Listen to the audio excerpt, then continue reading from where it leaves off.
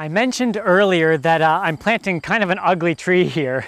And it's not something I recommend you doing, going and buying an ugly tree. In fact, often you might find something at 50% off, maybe because it has a big wound on it or, any kind of other root graft problems or some kind of problem. It's actually generally not going to be a good idea to go for that because, 10 years down the road, the tree will die and then you have to pay to get it cut down and a new tree put in. So it doesn't really make sense to do that. Today, it's actually kind of fun for me to plant this tree because I do get to show you how a kind of an ugly tree can look really good if you give it a good soil environment and you water it properly. I guess the only thing is you got to wait a year or two, or I'm going to have to wait a year or two to film this. And it is a red bud, so it's a little bit of a delicate tree in this climate. But we'll see what happens with it. But it does have some kind of major scarring going on, so it is going to be a bit of a fight. But it's kind of fun for me to do this and see what I can do with it. So what I want to talk about today is where to place a tree.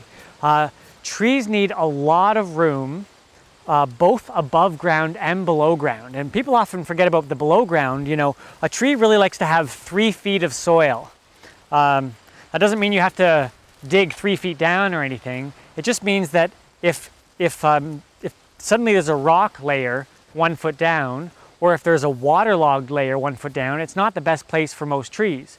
It's still possible to plant in a foot or two of soil, but it's going to need even more space out to the side. But ideally, you'd have a nice deep soil. When you're choosing your trees, especially bigger trees, you want them to have nice deep soil. The same goes for width. A tree that's going to get about a foot in diameter needs 200 to 300 square feet of width, assuming 3 feet of depth. A tree that's going to get 2 feet wide needs more like 500 to 600 square feet. So that's quite a lot of room they need. A tree's root system on average goes out 2 to 3 times further than the drip line.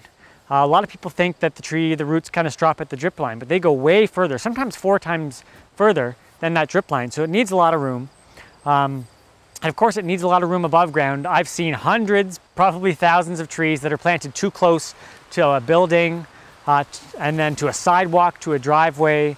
I like to keep mine at least 10 feet away, if not 15 or 20 for trees with big root systems, because it's kind of silly to plant a tree right beside the house, knowing that you're going to have to prune it every year. A tree doesn't want to be pruned every year. It makes a lot more sense to put the right tree there in the first place. And I've talked about that before. You don't want to plant a tree too close to a swimming pool, a septic tank, a retaining wall, hydro wires, and then again, the sidewalk and the driveway. A tree's roots can go under a sidewalk and a driveway and often can live there okay, but it's not ideal for the tree. And certainly it's not ideal for the sidewalk. You're usually going to have, after a few years, the sidewalk's going to get cracked, the driveway's going to get cracked, and that's not something you really want. So keep it away from there if you can. The other thing is the flare, that trunk flare I've been talking about. On a big tree, that flare gets pretty huge and it needs room to develop.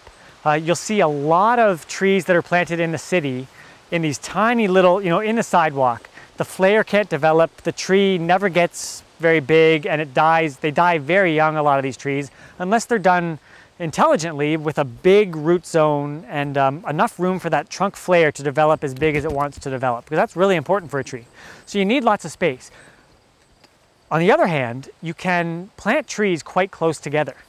If I were to plant a bunch of trees, these could be planted probably 6 feet apart, but more I'm thinking shade trees like maples, oaks. If you plant them 10 to 20 feet apart, what's going to happen is it's going to encourage the branches will tend to go up more, looking for the sun. And that's actually more natural because a lot of the trees have evolved in forest and it's more natural for them and more stable for them to grow up like that. Plus it means less maintenance for you. You don't have to prune branches if it grows up like that. And trees like to be planted in clusters like that too. They like to grow with each other.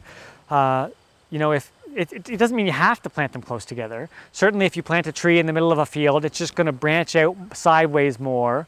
There's nothing wrong with that. But you can plant trees close together without too much trouble. For a hedge, like a cedar hedge, I've planted them, 3 feet apart. Although I prefer to plant them more like 5 feet apart to give them a little more room. It's going to take a little bit longer to fill in, but it's kind of nice to give them a little bit more room to grow, for their branches to get a little bit wider, and just it's a little bit better for them. But you can plant some evergreen hedges as close as 3 feet apart without much trouble. 3 feet apart stem to stem. So that's pretty close. So that's a little bit on placement. Just make sure that you give your trees lots of space from your hardscaping in your buildings, both above and below ground.